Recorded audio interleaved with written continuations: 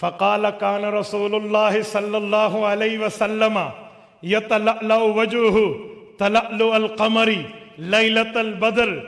میرے بھانجے حسن، حضور پاک علیہ الصلوۃ والسلام کو تم نے بچپن میں دیکھا، میں نے رسول اللہ کے گھر میں تربیت پائی ہے. میرے پیغمبر وہ تھے فخفم مفخمن، جو مجلس میں بیٹھتے سب سے عزت اور تکریم کے باعث بنتے.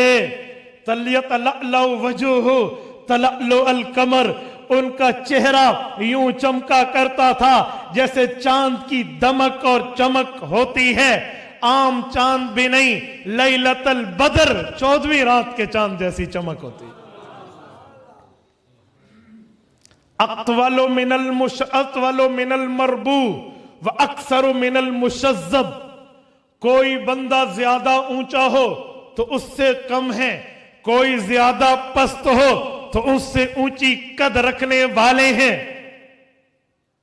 عظیم الہامہ، پیغمبر علیہ السلام کے چہرے مبارک کو رب نے باروب بنایا تھا. رجل الشعری، حضور پاک کے سر مبارک پہ بال ایسے تھے، ان انفرقت عقیقتہ فرق والا فلا، حضور پاک کے سر مبارک پہ مانگ نکل آتی، حضور نکال لیتے، سیدھی مانگ نکالتے تھے، ٹیڑھی مانگ کا رواج نہیں تھا. یہ سنت نہیں ہے، سنت سیدھی مانگ ہے، نکلتی تو نکال دیتے ورنہ ویسے ہی چھوڑ دیتے. یجاوز شعرہ شہمت اذنی، جب پیغمبر علیہ السلام کے بال بڑے ہونا ہوتے تو کان کی لو سے نیچے جاتے، اذا ہوا وفرہ، یہاں نیچے جاتے. اور پھر اس کے بعد فرمایا اظہر اللون، پیغمبر کرم بڑا خوبصورت تھا. حضور پاک کے لئے فرمایا واسع الجبین، حضور پاک کی پیشانی کشادہ تھی. ازجل حواجب، پیغمبر کے باریک خمدار یہ جو آبرو تھے، یہ آبرو ایک دوسرے سے ملے ہوئے نہیں تھے، جدا جدا تھے. بینہما عرق، ان آبروؤں کے درمیان ایک رگ ہوتی تھی. یدرکہ الغضب، جب پیغمبر کسی اللہ کی نافرمانی پر غصے میں آتے، رب العزت کی نافرمانی پر غصے میں آتے، وہ رگ بھڑک اٹھتی تھی. بینہما عرق یدرکہ الغضب اقن الارانین، پیغمبر علیہ السلام کے ناک مبارک تھوڑے بلندی مائل تھے. یعلمہ من لم یتأملہ اشما، جو اچانک دیکھتا غور نہ کرتا تو یوں لگتا ناک بڑی لمبی ہے، لیکن یوں نہیں تھی، وہ تو ایک نور کی نورانیت ہوتی جو چمک رہی تھی. کسل لحیہ، پیغمبر کی داڑھی بڑی گھنی تھی، حضور پاک کی داڑھی مبارک بڑی گھنی اور بہترین تھی. رسول اللہ سہل الخدین، پیغمبر کے رخسار مبارک جو تھے وہ ہموار تھے، اونچے اٹھے ہوئے نہیں تھے. آگے فرمایا فصلی الفم، پیغمبر کا چہرہ، پیغمبر کا منہ حضور پاک کا اعتدال کے ساتھ فراغ تھا. اور پھر فرمایا دقیق المفلج الاسنان، پیغمبر علیہ السلام کے دانتوں میں تھوڑا تھوڑا سا فاصلہ اور اعتدال کے حسن کو پیدا کر دیتا.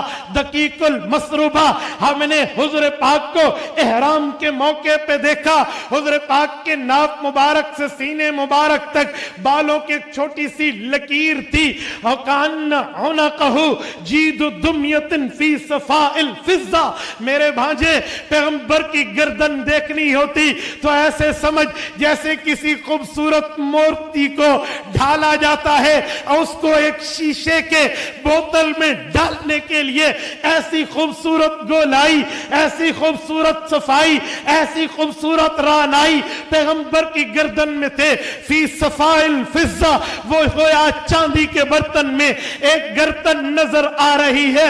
معتدل الخلق، پیغمبر کا جسم بڑا اعتدال کے ساتھ بنایا گیا تھا.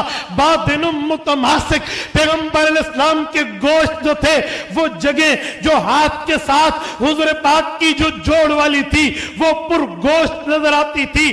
بعید ما بین المنکبین، پیغمبر علیہ السلام کے دونوں کندھوں مبارک کے درمیان میں تھوڑا فاصلہ تھا جس سے حسن بڑھ جاتا تھا.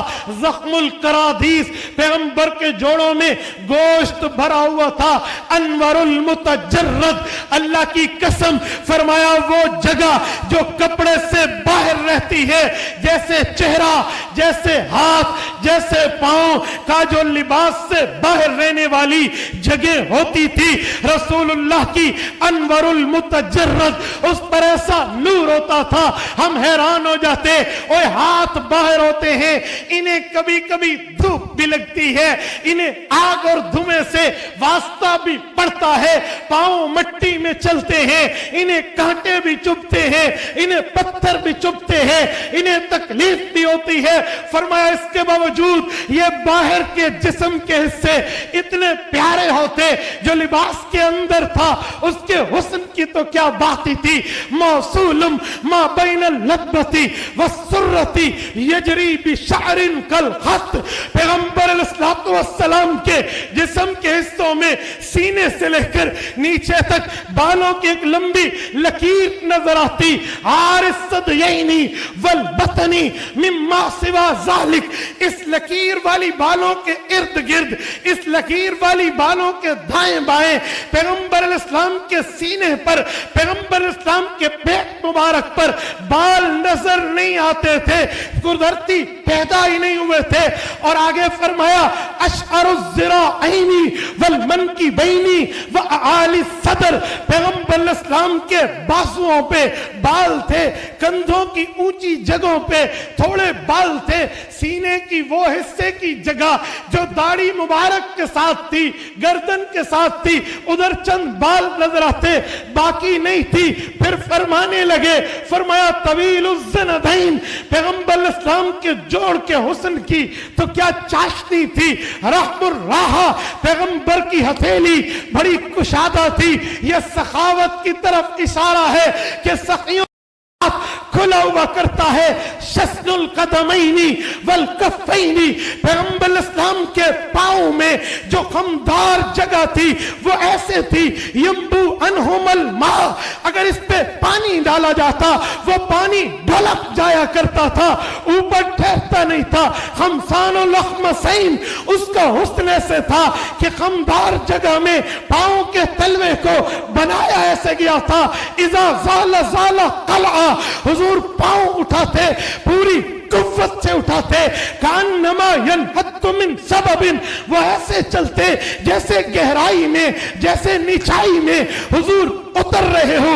وَإِذَا الْتَفَتَ الْتَفَتَ جَمِيعًا, کسی سے بات کرنی ہوتی پورے چہرے سمیت اپنے سینے کو پھیرتے, اسے پوری کمپنی دیتے, عزت دیتے, اس سے بات کرتے, خالی چہرہ نہیں پھیرتے تھے بلکہ سینہ ساتھ پھیرتے. التفت جمیعا, اس کی طرف پورے ہوتے, اس سے بات کرتے. ذریع المشیہ, پیغمبر کی چال تیز رفتار تھی, جب پیغمبر علیہ السلام چلتے تھے تو بڑی اچھی اور سبق رفتاری سے چلتے تھے. خافض الطرف, اکثر طور پہ حضور کی نظریں نیچی رہتی تھی, پیغمبر علیہ السلام نیچے دیکھتے تھے.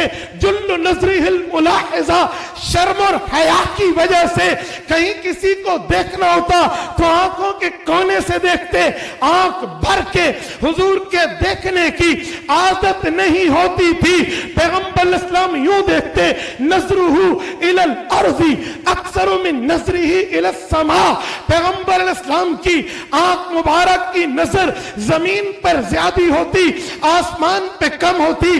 کبھی وحی اترنی ہوتی تو اوپر بے قراری سے دیکھتے, ورنہ اوپر دیکھنے کی عادت نہیں تھی. پھر فرمایا یسوق اصحابہ, جنگ میں, جہاد میں, سفر میں صحابہ کو آگے چلا دیتے, کبھی یوں نہ کہتے میرے آگے کیوں چل رہے ہو. یہ تکبر, یہ غرور, یہ تکلیف دہ معاملہ حضور میں نہیں تھا. وَيَبْدَعُ مَنْ لَقِيَ بِالسَّلَامِ, جو حضور پاک سے ملتا حضور خود سلام میں پہل فرماتے. تبارك الذي نزل الفرقان على عبده ليكون للعالمين نذيرا.